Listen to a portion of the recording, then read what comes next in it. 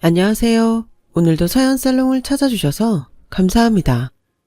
결혼 3년 차이고 꽃처럼 예쁜 천사를 낳은 아이 엄마입니다. 아이를 낳고 정신없이 지내고 있다 보니 시간이 정말 빨리 지나가는 것 같아요. 그렇게 저는 결혼 전과 후에도 별 다른 사건 사고 없이 살았어요. 적어도 2달 전 그 사건이 일어나기 전까지는요. 원래 인생이란 게 평생 무탈할 수는 없다고 하잖아요.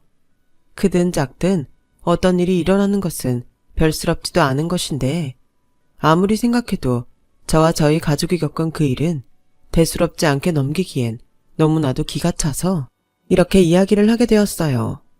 우선 저와 저희 친정 이야기부터 이해를 돕기 위해 먼저 해보도록 할게요.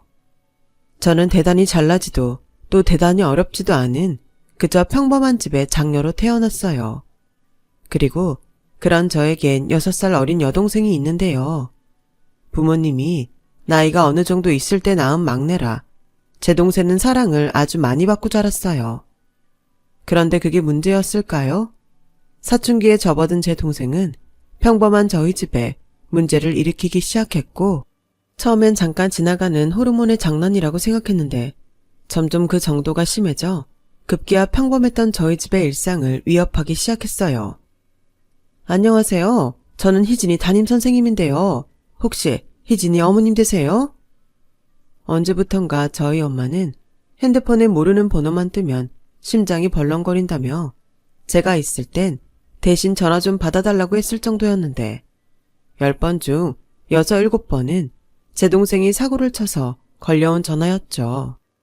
너는 도대체 무슨 생각을 하고 사는 거야? 아빠 엄마가 요즘 너 때문에 얼마나 힘들어하는 줄 알아? 또 잔소리. 언니 네가 무슨 상관인데. 그리고 엄마 아빠가 불만 있으면 직접 말하라고 해. 왜 매번 언니 네가 대신하는 건데? 설마 괜히 만만한 나한테 짜증내려고 일부러 뻥치는 거 아니야? 너 정말 그 말버릇 안 고칠 거야? 나도 네 말 따라 뻥이면 좋겠다. 도대체 언제 정신 차릴 건데? 넌 뭐 커서 되고 싶은 것도 없어? 동생이 6살 어리다 보니 저는 이미 사회인이었지만 동생은 학생이었고 이미 동생을 낳을 때 나이가 적지 않았던 부모님 대신 제가 동생에게 훈육을 하곤 했는데 동생은 부모도 아니면서 언니인 제가 나선다고 늘 불만이 가득했어요. 그래서 저와 저희 부모님은 자연스럽게 반쯤 동생을 포기하게 됐고 그저 저 질풍노도의 시간이 빨리 지나가기를 바라고 또 바랬는데 뭐가 문제인지 동생의 사춘기는 20살을 넘기고 어른이 돼도 끝나지 않았어요. 오히려 어른이 되어서는 통제하기가 더 힘들었죠. 그러다 제가 4년 만난 지금의 남편과 결혼을 하게 됐어요. 내심 사고뭉치에 생각 없이 사는 동생 때문에 저만 홀랑 시집가는 게 마음에 걸리기도 했는데요. 동생은 왜 그렇게 철이 들지 않았는지 이제 막 아이를 키우게 된 저는 사실 조금 걱정이 되기도 합니다. 제 딸도 제 동생을 닮을까 봐요. 이렇듯 제 동생은 20대가 되어서도 정신을 차리지 못했어요. 마치 오늘만 살고 죽는 사람처럼 대책 없이 살았고 공부도 그다지 하려는 의지가 없어서 대학도 일찌감치 포기했는데 한 번은 저에게 이런 말을 하더군요. 언니, 나 있잖아. 쇼핑몰 피팅 모델이나 할까? 내가 키도 크고 우태가 좀 나잖아. 그건 뭐 네가 하고 싶으면 할 수 있는 거야? 또 삐딱하게 말한다. 당연한 거 아니야? 요즘 세상은 내가 나를 드러내서 알리는 시대야. 이제부터 열심히 사진 찍어서 SNS에 올리면 금방 여기저기서 연락 올걸? 그러셔? 그럼 제발 열심히 좀 해봐. 난 이제껏 네가 3달 이상 뭘 하는 걸 못 봤잖아. 이번 기회에 이 언니의 그런 고정관념을 좀 깨주렴. 치, 언니 너는 그 말투가 문제야. 형부는 뭐라고 안 해? 평생 언니 같은 여자를 어떻게 데리고 산다고 결혼까지 하재? 아무튼 됐고, 그래서 하는 말인데 나 용돈 좀 줘. 내가? 너한테? 왜? 말했잖아. 지금부터 열심히 나를 드러낼 거라고. 그러려면 머리도 해야지, 옷도 사야지. 나를 예쁘게 찍어줄 카메라도 있어야 하지 않겠어? 너 웃긴다. 그걸 지금 나더러 내라는 거야? 너도 엄마 아빠한테 용돈 받잖아. 그거 모아서 해. 아이씨, 맘먹었을 때 해야 하는데 난 지금 돈이 없다고. 자매끼리 좀 주면 안 되냐? 투자라고 생각하면 되잖아. 혹시 알아? 내가 이 길로 떼돈을 벌지. 됐네요. 장희진, 머리 그만 굴려. 그리고 정말 돈이 필요하면 알바라도 하던지 취직 좀 해. 너도 너 살궁리는 해야 할 거 아니야. 언제까지 부모님 밑에서 애처럼 의지할 건데? 돈도 안 주면서 잔소리는? 언니는 신경 꺼. 나는 실컷 놀다가 돈 많고 능력 좋은 남자한테 시집갈 거니까. 시집 가서도 남편 돈으로 편하게 놀고 먹을 거니까 언니 너 나중에 나 부러워하지 마라. 한심하죠. 남이 봐도 그런데 피를 나눈 저는 오죽할까요. 그렇듯 제 동생은 생긴 건 예쁘장하게 생겼는데 입만 열면 저와 저희 부모님에게 고구마 100개는 먹인 것처럼 답답하게 만드는 존재였어요. 그리고 그때도 결국엔 입만 떠들고 실컷 부모님 돈으로 쇼핑만 했을 뿐 어디서도 연락 온 곳은 없었고요. 그러니 아무리 좋게 봐주려고 해도 그러기가 힘들었죠. 저희 부모님 저런 막내딸을 어쩔 수 없는 당신의 업보라고 생각하실 정도였는데 그러던 어느 날 전혀 생각지도 못한 이야기를 듣게 됐어요. 글쎄 아무 생각 없고 그저 놀기만 하던 제 동생이 2년 넘게 만나는 남자가 있었더라고요. 그 남자와 이제는 결혼을 하겠다고 선언을 한 거였죠. 네가 무슨 2년씩이나 사람을 만나? 너 여태 그런 얘기 없었잖아. 그야 확신이 들기까지 시간이 걸렸어. 이 남자 저 남자 만나다 보니까 이 남자밖에 없구나 싶더라고. 그때 제가 아이를 막 낳았을 때였어요. 처음 하는 육아에 정신이 하나도 없던 때였는데 저희 부모님은 제 동생 나이가 27살 정도 됐으니 남자만 괜찮다면 차라리 일찍 시집을 가는 것도 괜찮다고 생각하는 눈치였어요. 하지만 저는 평소에 동생이 남자 보는 눈이 없다는 걸 알았기에 부모님과는 달리 걱정이 많았죠. 이번에도 무슨 사기라도 당하는 것이 아닐까 우려가 됐는데요. 동생은 그런 저의 걱정에도 나를 세웠어요. 그래서 더 수상하게 생각했죠. 좋아, 인연을 만났다고 치자. 그 사람 뭐 하는 사람인데 직업이 있을 거잖아. 왜 또 시비야? 시비 아니고 그 사람 직업이 뭐냐고. 뭐 하는 사람인지 알아야 나도 걱정을 안 할 거 아냐. 웃겨? 직업이 뭔지가 왜 중요해? 돈만 잘 벌면 되지. 우리 오빠 돈 엄청 잘 벌고 재산도 많아. 아파트도 세 채나 있고 차도 페라리 몰아. 언니 너 페라리 타봤어? 넌 내가 그렇게 말했는데 어쩜 그렇게 한결같이 안 변하니? 물론 돈 많고 잘 벌면 좋지. 근데 어떤 일로 돈 버는 건지는 더 중요해. 설마 떳떳하지 못한 일 하는 거 아니지? 아니야, 회사 다녀. 금융회사. 됐지? 저는 동생의 말에 일단 안심하긴 했어요. 솔직히 돈이 많다고 해서 허세만 가득한 깡패 같은 사람을 만나는 것이 아닐까 걱정했거든요. 그리고 동생이 결혼할 남자를 친정집에 데리고 간다는 날이 되었는데 그날 하필이면 남편이 일이 너무 많아 철회를 해야 할 것 같다고 했고 어쩔 수 없이 아이만 데리고 저 혼자 친정에 가게 되었는데요. 동생이 데리고 온 예비제부를 보는 순간 저와 저희 부모님은 입이 떡 벌어지고 말았어요. 사람 겉모습만 보고 판단하면 안 되는 건데 그 겉모습이 너무 압도적이라 차마 표정 관리가 되지 않더라고요.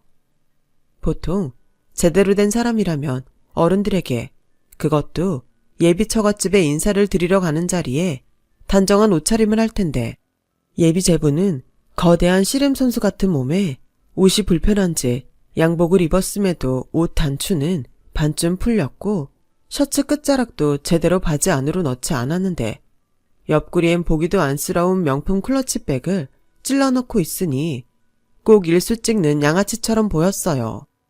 하지만 초면에 겉모습만 보고 사람을 판단할 수 없다고 생각한 저는 초대한 대우를 해주려고 했는데 저희 부모님은 충격이 영 가시지 않았는지 넋이 나가 있었죠. 엄마 아빠는 사람 무한하게 잘하냐는 소리도 없어? 그리고 형부는? 네 형부 오늘 일이 많아서 처리해야 할 것 같대. 아 저런 뵙고 싶었는데 희진이한테 들었어요. 형님이 공무원이라면서요. 공무원들이 그 쥐꼬리 같은 월급 받으면서 일이 참 많죠. 네? 아, 네. 일이 많기는 하죠. 저는 그렇게 생각해요. 아무리 공무원이 철밥통이라고 하지만 하루 종일 책상 앞에 앉아서 몇 푼 벌겠다고 컴퓨터나 두드리는데 저는 참 안쓰럽더라고요. 고작 그런 일이나 하려고 쎄 빠지게 공부만 했잖아요. 아우, 불쌍해. 불쌍하다고요? 제 남편이 지금 불쌍하다는 소리예요? 언니, 또 오버한다. 우리 오빠가 형부 안쓰러워서 하는 소리야. 우리 오빠는 하루 중에 조금만 일해도 형부가 가져오는 월급 정도는 손쉽게 벌거든. 그러니 얼마나 안쓰럽겠어. 이젠 한 식구인데. 그치, 오빠? 맞아요, 처형. 오해하지 마세요. 그리고 처형도 장인 장모님도 언제든지 경제적인 도움 필요하시면 저한테 말씀하세요. 제가 사위 서열로는 미치지만 형님보다 나이도 많고 벌이도 많으니 장남 노릇 제대로 하겠습니다. 그건 씩 올리고 생각해보세. 일단은 인사 온 거니 식사들이나 같이 하지. 여보, 상 다 차렸나? 네, 앉아서 먹기만 하면 되는데 자리가 좁지 않을까 모르겠네. 그냥 식탁 말고 상으로 내갈까 봐요. 장모님, 아닙니다. 오히려 바닥이 더 불편해요. 제가 쪼그려 앉는 게 더 힘들어서. 예비제부는 지 몸이 뚱뚱하다는 것이 민망한지 어색하게 웃었어요. 그리고 저는 도무지 저런 남자가 뭐가 좋아서 결혼까지 한다고 하는 건지 동생을 이해할 수 없었고 조용히 식사를 하다 동생과 둘이 이야기할 수 있는 타이밍을 살폈는데요. 마침내 동생이 혼자 방에 들어가길래 저는 냉큼 동생을 따라 들어갔어요. 야, 너 정말 저 남자랑 결혼할 거야? 왜 또? 아니, 말하는 거 보면 모르겠어. 뭐 얼마나 대단히 버는 건지 모르겠지만 잘난 척을 너무 하잖아. 그야, 우리 오빠가 진짜 잘났으니까 그렇지. 그리고 우리 오빠 말하는 게 뭐가 어때서? 난 듬직하고 좋기만 한데? 그래? 저게 듬직하고 좋은 거야? 형부보다 나이도 많고 벌이도 좋다고 해서 언니 네가 좀 자존심이 상하나 본데? 두고 봐. 우리 엄마 아빠도 이젠 형부 말고 우리 오빠만 좋아하게 될걸? 저는 동생의 말에 기가 차서 다음 할 말을 잃고 말았어요. 그리고 그 사이에 잠을 자던 딸아이가 깼는지 칭얼거리는 소리가 들렸고 저는 황급히 아이를 안으러 동생 방을 나갔는데 그때 본 장면이 가히 충격적이지 않을 수가 없었네요. 글쎄, 울고 있는 갓난아이 앞에서 예비제부가 자기 팔과 가슴에 그려진 문신들을 보여주며 달래고 있는데 처음 그런 문신들을 접한 저희 부모님은 그 자리에 얼어붙어 있더라고요. 지금 뭐 하시는 거예요? 아무리 아무것도 모르는 갓난아이지만 지금 이게 할 짓이에요? 아니, 저는 조카 아이를 좀 달래보려고 그런 건데요. 뭘 그렇게 화를 내세요? 사람 불쾌하게. 아니, 누가 자기 문신을 보여주면서 애를 달래요? 언니, 그럴 수도 있지. 뭘 그렇게 정색을 하냐? 그리고 요즘 타투가 얼마나 흔한데. 그냥 순수하게 보여줄 수 있잖아. 괜히 오버하기는. 됐다. 그만들 해. 혜진아, 엄마가 달랬어야 했는데 미안하다. 그러지 말고 혜진이 너는 그만 네 집에 돌아가. 가서 다혜랑 좀 쉬어라. 저는 내키지 않았지만 조금 더 있다가는 제가 먼저 사고를 칠 것 같아서 딸아이를 데리고 집으로 돌아왔는데요. 다음날 엄마가 알아 누웠다는 소식에 저는 또다시 친정에 가게 됐어요. 엄마, 그냥 허락 못한다고 해. 희진이 그거 처음엔 난리 치겠지만 어쩌겠어. 아무리 미워도 그런 남자한테는 시집 보낼 수 없잖아. 혜진아, 너 그런 소리 하면 네 엄마 더 힘들다. 지금 그럴 수 있는 단계가 아니야. 그게 무슨 소리야? 그럴 수 있는 단계가 아니라니. 우리도 너 가고 조심스럽게 이 결혼은 힘들 것 같다고 말했어. 그랬더니 희진이 그게 임신했단다. 그러니 우리가 아무리 싫다고 해도 이젠 어쩔 수 없대. 아무래도 그것들 일부러 그런 것 같아. 장희진, 이놈의 기집애 결국 끝까지 속을 썩이네. 그래서 기어코 그것 때문에 그런 놈이랑 결혼을 시키겠다는 거야? 그럼 어떡해. 뱃속에는 죄가 없잖아. 그리고 우리는 그렇지만 둘은 좋아 죽겠다고 하니 됐어. 다 지 팔자지. 그래서 상견례 날짜 잡기로 했으니까 정서방한테 말해서 그날 같이 와. 나는 그런 제부 감당 못할 것 같은데? 우리랑 달라도 너무 다르잖아. 그냥 나랑 네 엄마는 희진이 그거 결혼시키고 안 보기로 했다. 괜히 옆에서 보고 환장하느니 그냥 안 보고 잘 살겠거니 하기로 했어. 그러니 너도 이제 더는 이 얘기는 하지 마라. 저는 자포자기한 얼굴을 한 친정 부모님을 보고 차마 걱정스럽다는 말을 더는 할 수 없었어요. 그리고 근심 걱정 가득한 저를 보며 남편도 내심 걱정스러운 얼굴을 했는데 예비제부를 보지 못해서인지 속 편한 소리를 하는 거 있죠. 자기야, 자기가 뭘 걱정하는지는 알겠는데 제일 중요한 건 처제가 좋다잖아. 게다가 아이까지 가졌으면 이젠 우리라도 축복해줘야 하지 않겠어? 머리로는 그래야 한다고 생각하는데 도저히 그런 마음이 안 생겨. 그날 자기가 그 남자를 못 봐서 그런 소리를 하는 거야. 자기가 공무원이라고 얼마나 무시했는 줄 알아? 세상에, 내가 살다 그런 소리를 처음 듣는다고. 우리 여보가 사실은 그 말에 열받았구나. 왜? 나 공무원 맞는데. 그냥 나쁜 뜻 없었으면 넘어가자. 이젠 한 식구인데 봐줄 수 있는 건 봐주자고. 그리고 그 문신은 어떡할 거냐고. 몸집이 작기라도 하면 모를까. 무슨 반달곰 같아서는 지 몸이 무슨 도화지야? 몸뚱이가 동물 아니야. 에이, 요즘 그런 소리 하면 안 돼. 요즘 젊은 사람들 타투 많이 하던데. 괜히 그런 걸로 사람 선입견 가지면 자기 나중에 실수한다. 그래, 나도 내가 그럴까봐 무서워. 그래서 상견례 자리도 안 나가고 싶은데 안 갈 수도 없고 정말 싫다. 그러지 말고 내가 이번에 가서 남자 대 남자로 제대로 봐볼 테니까 자기는 나서지 말고 참아. 알았지? 또 혹시 알아? 표현은 거칠어도 좋은 사람일 수 있잖아. 저는 남편의 그 말을 듣고 예비 제부를 향한 제 마음이 제발 저의 선입견이길 바라고 또 바랬어요. 어찌됐든 미우나 고우나 제 동생의 배우자가 될 사람이었으니까요. 그리고 그런 기도하는 마음으로 상견례 날 저희 가족은 약속된 장소에 도착했고 예비 사돈분과 예비 제부가 이미 도착해 자리에 앉아 있었는데요. 예비 제부는 저희 가족을 봤음에도 전혀 자리에서 일어날 생각을 하지 않았어요. 그리고 옷이 답답한지 자리가 답답한지 이번에도 셔츠를 반쯤 풀어 헤치고 있었는데 그 셔츠 사이로 용인지 지렁인지가 자꾸 제 눈에 들어와 저는 애써 시선을 옮겨야 했어요. 게다가 좌식 자리가 불편한지 예비 제부는 다리를 보기 싫게 쫙 벌리고 있었는데 그냥 그 모든 것이 저 남자의 인품을 여실히 보여주는 것만 같아서 저도 모르게 눈살이 찌푸려지고 말았어요. 하지만 제 동생은 그런 남자를 보는 순간 뭐가 그렇게 반갑고 좋은지 코맹맹이 소리를 내며 달려가 예비 사돈분과 예비 제부의 사이에 앉았고 이미 그쪽 어머니와는 친해진 듯 살갑게 대화를 나누는데 순간 이젠 정말 제 동생이 저 집 사람이 되는 건가? 실감이 나더군요.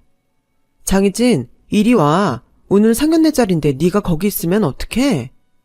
뭐 어때? 우리 식구는 사람이 너무 많잖아. 어차피 다 같이 앉아서 밥 먹는 건데 난 여기서 우리 어머님이랑 우리 오빠랑 먹을게.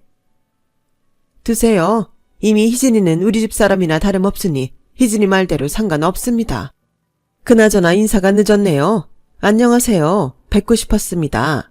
저는 제 아들이 평생 결혼도 못하고 혼자 살까봐 걱정이 많았어요. 근데 우리 희진이 같은 며느리가 우리 아들을 기다리고 있었다니 요즘 눈을 뜨고 있어도 꿈을 꾸는 것 같다니까요. 게다가 애교는 또 어찌나 많은지 하루라도 더 빨리 제 며느리로 데려오고 싶은 심정입니다. 네, 저희 딸을 그렇게 예쁘게 봐주셨다니 저도 고맙습니다. 그리고 서서방? 네, 장모님. 이젠 아들이라고 생각하시고 편하게 부르세요. 그냥 영씨가 라고 부르셔도 됩니다. 그럼 저도 엄마라고 부를게요.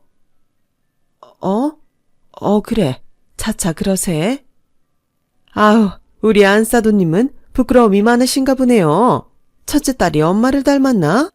나이 차이가 있다고 하더니 정말 밖에서 보면 언니가 아니라 이모인 줄 알겠네요. 우리 그러지 말고 뭐 좀 먹으면서 편하게 얘기할까요? 저희 아들한테 들으셨는지는 모르지만 저희는 혼수구모고 하나도 필요 없습니다. 희진이 하나면 자고 넘쳐요. 봤지? 우리 시어머니가 이런 분이셔. 나 시집 엄청 잘 가는 거야. 그렇죠, 어머니. 그리고 나 이제 좀 있으면 배도 부를 텐데 결혼 날짜 빨리 잡았으면 좋겠어. 이미 어머님이랑 오빠하고는 얘기 다 했으니까 날짜만 정하면 돼. 그래, 나랑 네 아빠는 네가 좋다면 그냥 다 틀어줄 생각이야. 그래도 너무 서두르면 실수가 따르는 법이니까 찬찬히 알아볼 건 알아보고 결정해라. 장모님, 그런 거 없습니다. 제가 우리 희진이 원하는 거면 뭐든 들어줄 거라 염려 붙들어 매십시오. 그리고 아까부터 모두 얼굴이 별로 안 좋은 것 같은데 혹시 자리가 불편하세요? 다른 자리로 옮겨달라고 할까요? 엄마, 종업원 좀 불러봐. 돈은 비싸게 처먹으면서 자리는 뭐 이렇게 좁게 만들어놨어. 순간 저희 가족은 예비 제부의 말에 약속이라도 한 듯 긴장하게 됐어요. 기세로 보아 직원에게 함부로 대할 것 같았거든요. 그리고 곧 예비 사돈의 부름에 식당 직원 한 명이 달려왔고 뭐 필요한 것이 있냐며 친절하게 물었는데 저희 가족이 우려했던 일이 끝내 일어나고 말았어요. 그쪽이 여기 매니저야? 매니저 아니면 그쪽은 빠지고 매니저 불러와. 네? 매니저님은 지금 자리에 안 계신데 무슨 불편사항이라도 있으세요? 뭐? 이런 중요한 자리에 매니저가 없어? 세상에, 돈은 그렇게 많이 쳐받으면서 책임자가 없다는 게 말이 돼? 당장 전화해서 튀어오라고 해. 저기 죄송한데요. 오늘 저희 매니저님이 집안에 일이 있어서 휴가 중이세요. 어떤 불편한 사항인지 알려주시면 제가 최대한 처리해드리고요. 아니, 일개 조거본 따위가 하늘 같은 손님한테 말대꾸 하는 거야? 뭐 이딴 가게가 다 있지? 사람 성질 건드리지 말고 좋게 말할 때 매니저 오라고 해. 아니면 사장 나오라고 하든지. 직원 교육이 영 엉망이네. 저는 점점 험악해지는 분위기에 도저히 가만히 있을 수 없었어요. 그래서 예비 제부를 말리려 했는데요. 저희는 자리 괜찮아요. 제부 자리가 많이 불편한 모양인데 혹시 좀 더 편안한 의자가 있을까요? 아니면 그냥 좌식 말고 테이블 자리로 바꿔주세요. 처형, 명색이 상견례인데 테이블이라뇨. 룸에서 코스 요리 먹는 게 상견례 상식이죠. 어이, 거기 내가 이번 한 번은 우리 식구들 얼굴 봐서 넘어가 줄 테니까 편한 의자랑 방석 가지고 와. 당장. 저는 마치 지가 멀어도 되는 것처럼 직원에게 갑질하는 예비 제부를 보며 저도 모르게 인상이 찌푸려졌어요. 그리고 그런 제 모습을 예비 사돈이 봤는지 아들, 그만해. 분위기 한참 좋았는데 너도 좀 참아라. 이렇게 좋은 날 뭐하러 열을 내니? 라며 어색한 미소로 자기 아들을 말리는데 옆으로 힐끔 보니 남편 역시 이건 아니다 싶었는지 고개를 절레절레 흔들고 있더군요. 하지만 예비 제부와 제 동생 그리고 예비 사돈은 뭐가 그렇게 좋은지 연신 하하호호 웃기만 했는데 그즈음 되니 저도 동생이 좋고 저들이 좋다면 뭐 됐지 하는 생각에 포기가 되었어요. 아무리 동생이라도 제가 그 인생을 대신 살아줄 수는 없으니까요. 그래서 그냥 이 자리가 얼른 끝나길 바라며 음식을 깔짝깔짝하고 있었는데 그 모습을 본 예비 제부는 음식이 별로 맛이 없냐며 아까 그 직원을 콕 집어서 불렀고 이번에도 부름에 달려온 직원에게 예비 제부는 무슨 위협이라도 하는 듯 자기가 입은 셔츠를 우두둑하며 풀어헤치고는 안에 있는 문신을 보라는 듯이 내미는데 정말 창피해 죽는 줄 알았네요. 여기 음식이 이게 뭐야? 다 식어 빠져서는 맛도 없고 양도 적고 지금 음식 가지고 장난쳐? 그 돈을 받아 먹었으면 돈값을 해야지. 당장 주방장 나오라고 해. 아 당장. 내가 아까는 그냥 넘어갔는데 이건 그냥 못 넘어가지. 이 상 모두 다 엎어버리기 전에 이 음식 모두 다른 음식으로 바꿔줘. 예비제부는 다른 손님이 듣도록 쩌렁쩌렁한 목소리로 직원을 위협했고 주방에서 음식을 만들던 주방장이 소식을 듣고 재빠르게 달려와 다른 음식으로 바꿔주겠다고 머리를 조아리는데 도무지 이건 아니다 싶었어요. 그리고 남편 역시 제 옆에서 이건 아니라는 듯 고개를 절레절레 흔들었고 저희 부모님은 한숨만 푹푹 쉬셨는데요. 정작 제 동생은 그런 예비제부에게 잘했다며 칭찬을 하더군요. 그래서 저는 동생에게 잠깐 화장실에 가자고 했어요. 아무리 임신을 했어도 저런 놈이랑 하는 결혼은 절대 하면 안 된다고 결혼 선배 입장에서 뜯어 말릴 작정이었죠. 하지만 동생은 무슨 얘기를 하려고 하냐면서 그 자리에서 버텼고 그동안 동생에게 무슨 얘기를 어떻게 들었는지 예비제부가 제 동생 대신 나섰는데요. 처형, 할 말 있으면 편하게 여기서 하세요. 여기서 못할 소리면 애당초 하지 마시고요. 제가 듣자 하니 처형이 우리 희진이 기 많이 죽이셨다고 하는데 저 이제 그 꼴 못 봅니다. 봤지? 나 우리 오빠랑 다니면 아무도 나 못 건드려. 이래서 내가 우리 오빠랑 결혼하려고 그러는 거야. 우리 오빠는 돈도 많지. 듬직하지. 나만 이렇게 사랑해주는데 언니 네가 왜 나서는데? 처제, 언니는 처제가 걱정돼서 그러는 건데 꼭 그렇게 말해야겠어? 형님, 이건 처형이 먼저 시작한 겁니다. 저 이미 알고 있어요. 처형이 저 마음에 안 들어 한다는 거. 그래서 지금도 최대한 맞춰드리려고 했는데 됐던 것보다 훨씬 재수없으시네요. 뭐예요? 오빠, 상대하지 마. 우리 언니 저거 평생 저렇게 지멋에 살았어. 지금 내가 능력 있는 오빠랑 결혼해서 샘나서 그러는 거니까 괜히 흥분하지 마. 그리고 언니 너 괜히 분위기 망치지 말고 가만히 있던지 아니 먼저 가든지 해. 우리는 마저 결혼식 날짜 잡고 갈 테니까. 그래, 내가 너한테 뭘 더 바라겠니? 지금 보니 너랑 꼭 맞는 사람을 고른 것 같네. 자기야, 우리 이만 가자. 재수없다는 소리까지 들었는데 뭘 더 있겠어? 혜진아, 엄마 지금 심란해 죽겠는데 왜 너까지 그러니? 그러지 말고 불편해도 좀 앉아봐. 죄송합니다. 원래 우리 큰애가 이렇게까지 하진 않는데 워낙에 예의 없는 행동을 보면 못 참는 성향이 있어요. 자네도 이제 우리 식구가 될 사람이니 장모로서 한마디 하자면 거친 행동이나 말은 삼가해 주게. 아무리 자네가 우리 딸 레일보다 나이가 많다고 해도 할 말이 있고 못할 말이 있는 거야. 그래. 너는 그 욱하는 성질만 고치면 된다고 엄마가 누누이 말하지 않았니?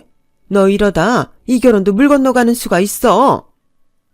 결국 저는 저희 부모님 때문에 다시 자리에 앉고 말았어요. 그리고 연신 동생과 눈으로 거친 대화를 주고받았는데 예비제부가 이번에는 저와 불편한 감정을 풀고 싶었는지 먼저 말을 시작했어요. 처형, 좀 전에는 제가 지나쳤습니다. 인정합니다. 제가 워낙에 다혈질이라 이해해주세요. 그리고요, 저 희진이 정말 사랑하고 평생 행복하게 해줄 자신 있어요. 장인 장모님, 제가 겉보기엔 좀 거칠어 보여도 속은 진국입니다. 그리고 이거 한번 보시겠어요? 예비제부는 그렇게 한껏 자기 어필을 하더니 핸드폰을 꺼내 저희 부부와 부모님에게 사진첩을 보여주기 시작했고 그 사진첩에는 예전에 동생이 말했던 페라리 차와 여러 명품을 찍어놓은 사진으로 가득했죠. 아무래도 이번에는 우리들에게 자신의 능력과 부를 과시하고 싶었던 것 같아요. 그런데요, 저희 가족들이 모두 그 사진첩에 별다른 반응을 하지 않자 예비제부는 이번에는 가만히 있는 제 남편에게 말을 걸기 시작했고 끝내 분위기는 더욱 나빠지고 말았네요. 형님은 원래 그렇게 말수가 적나요? 아니면 제가 있어서 불편해서 그러세요? 요즘 공무원 월급은 얼마나 해요? 예전이나 공무원이라고 하면 알아주기도 했지만 지금은 영 아니지 않나? 안전한 거 빼면 뭐 있나 해서요. 혹시 생각 있으면 제 밑에서 일해보시면 어때요? 능력자라 하는 것만큼 벌 수 있는데 형님은 공무원 시험에 합격할 만큼 머리가 되니까 아마 조금만 배우면 큰 돈 버실 수 있을 거예요. 저는 괜찮습니다. 지금 하는 일에 만족하고 보람도 느끼고 있어요. 그러니 저까지 신경 쓰지 않으셔도 되니 처자한테나 잘해주세요. 그리고 아까부터 계속 참았는데 적어도 저희 가족과 함께 있을 때는 필요한 말 외에는 하지 않으시는 게 좋은 것 같아요. 원래 말이라는 게 많으면 실수가 생기는 법이니까요. 거참 딱딱하게 나오시네. 저는 형님이지만 동생 같아서 도와주려고 한 건데 저는요 1년에 3, 4억은 법니다. 형님은 대략 한 5천 정도 버나요? 근데 형님은 고작 그 5천 벌면서 그때 보니까 철야도 하시고 이제 갓 태어난 애도 있는데 처형 혼자 독박 육아나 시키시는 것 같은데 저라면 애 봐줄 유모 한 명쯤은 고용했을 겁니다. 충분히 그럴 능력이 있으니까요. 직업이 뭐가 중요한가요? 돈만 많이 벌면 그게 제일입니다. 아, 그래요? 듣자하니 궁금해져서 그러는데 무슨 일을 하는데 돈을 그렇게 많이 버는데요? 구체적으로 어떤 일을 하시는지 알아야 제가 마음을 바꾸던지 하죠. 설마 떳떳하지 못한 돈은 아닌 거죠? 어느새 저와 동생의 신경전은 그렇게 저희 남편과 예비제부로 옮겨간 듯 했어요. 그리고 말이 동서지 예비제부는 제 남편이 자기보다 어리다고 시종일관 무시했는데 돈으로도 제 남편이 기가 죽지 않자 기분이 상한 듯 표정이 좋지 않았어요. 그리고 개벌은 남 못 준다고 이미 사라지고 없는 셔츠를 반쯤 벗어 저희 남편 보라는 듯이 과시하기 시작했는데 좋지도 않은 몸에 새겨진 문신이 꼭 예전에 학교 다닐 때 바바리면 보는 것처럼 제 눈이 썩어 들어가는 것 같았어요. 그러자 이번엔 저희 남편이 참지 못하겠다는 듯 큰 소리를 내기 시작했고 그렇게 상견례장은 점점 걷잡을 수 없게 돼버렸는데요. 지금 뭐 하는 겁니까? 여기 어른들도 다 계시는데 당장 옷 입지 못해요.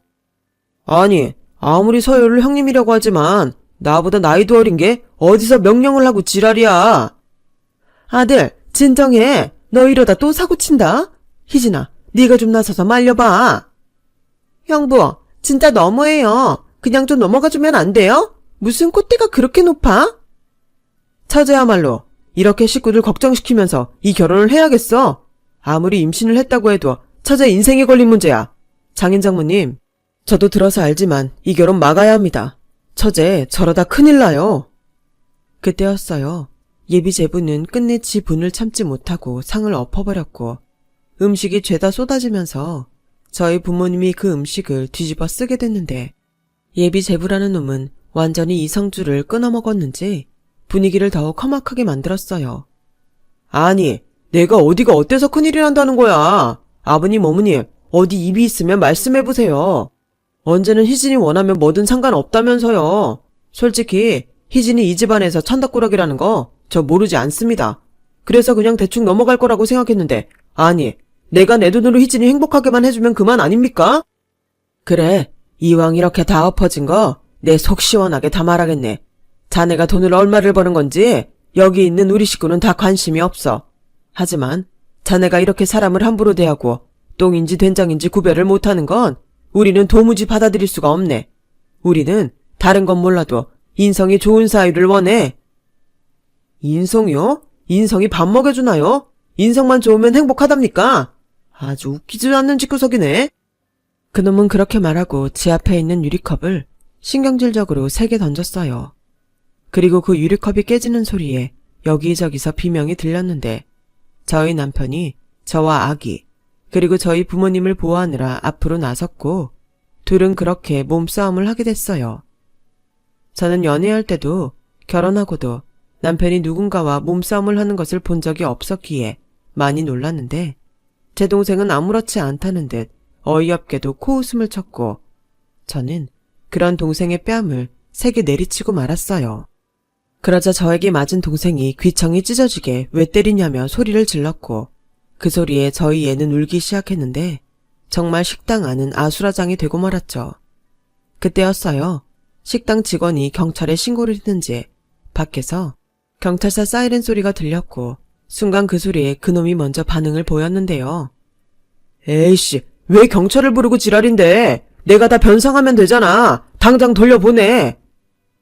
맞아요. 손님한테 이런 법이 어딨어? 어딨긴 이렇게 소란을 피웠는데 식당 입장에서는 당연한 거 아니야? 이게 다 네가 잘못 고른 저 남자 때문이잖아. 웃겨? 이게 왜 우리 오빠 탓이야? 언니 탓이고 형부 탓이지? 남의 상견례 망치니까 좋아? 여기까지 왔으면 그냥 가만히 있으면 될걸. 왜 나서? 난 진짜 이해할 수가 없어. 엄마도 아빠도 이상해. 왜 언니랑 형부를 가만둬? 뭐라고 해야 하는 거 아니야? 오빠, 이젠 다 필요 없어. 그냥 우리끼리 씩 올리고 혼인신고하자. 나 오늘부로 저 집 사람 아니야. 처제 뜻은 잘 알겠는데 오늘 저 사람이 한 행동은 법적으로 책임 물을 게 많아. 여기 있는 사람들 모두 피해자니까. 거기 있는 경찰분 잠시만 기다려주세요. 제가 전부 소명하겠습니다. 형부, 아니지. 당신 끝까지 이럴 거야? 우리 오빠 무서운 사람인데? 그때쯤 저희 엄마는 거의 쓰러지기 일보 직전이었어요. 그리고 그때였어요. 먼저 몸싸움으로 저희 남편 주머니에 있던 출입증이 떨어졌는지 잠시 동안 사돈이라 불렀던 여자가 그 출입증을 주워들었고 거기 적혀있는 문구를 읽었는데 모자지간 얼굴이 하얗게 사색이 돼버렸죠. 그 출입증은 저희 남편이 법원에 갈 때 사용하는 법원 출입증이었어요. 저희 남편 직업이 검사거든요. 그 출입증에는 저희 남편 사진과 검사라는 두 글자가 선명하게 찍혀 있었고, 그걸 본 그놈의 엄마라는 사람은 그러게 내가 그 욱하는 성질 오늘은 참으라고 했지. 이제 어쩔 거야. 하고 많은 사람 중에 검사한테 걸렸으니 이제는 어떡하냐고.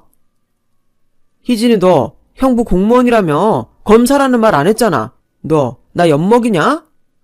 검사, 공무원 맞잖아. 그리고 저 사람이 검사인 게 뭐? 난 하나도 중요하지 않은 것 같아서 굳이 말하지 않았을 뿐인데? 왜? 이런 멍청한 거사. 검사가 그냥 공무원이냐? 에이씨, 나 너 때문에 인생 종쳤잖아.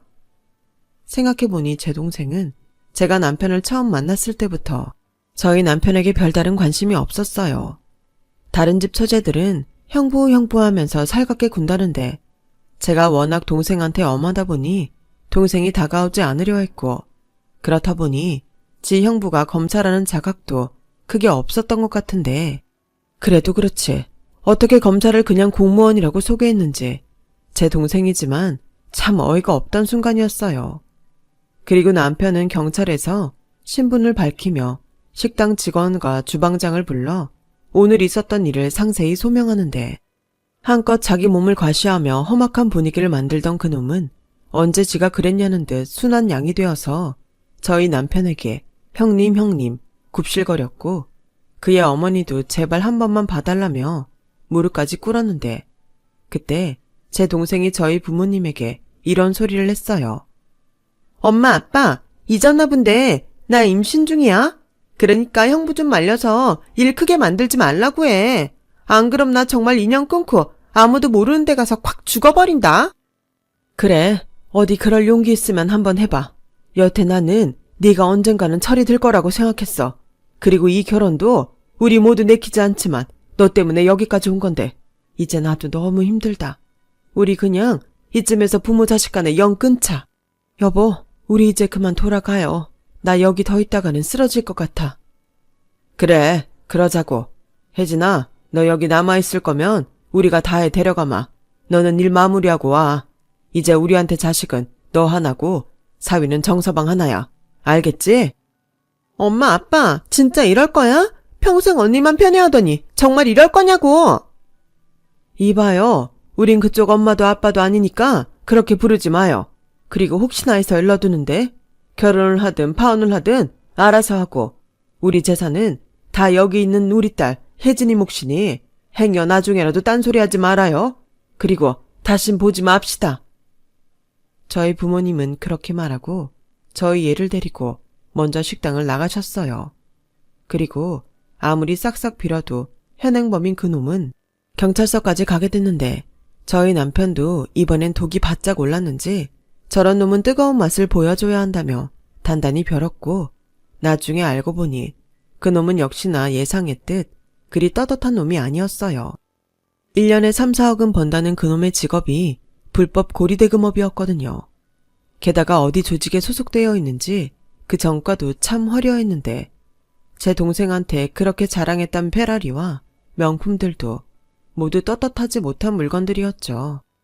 게다가 이번 기회에 저희 남편에 의해 탈탈 털린 그놈은 이미 가볍게는 사기며 절도죄부터 무겁게는 특수폭행죄까지 전과도 다양했는데, 그 사실을 안 제 동생은 지가 만났던 남자가 그렇게 쓰레기였는지 몰랐다며 친정 부모님에게 문 앞에서 손이 발휘되도록 싹싹 빌었어요.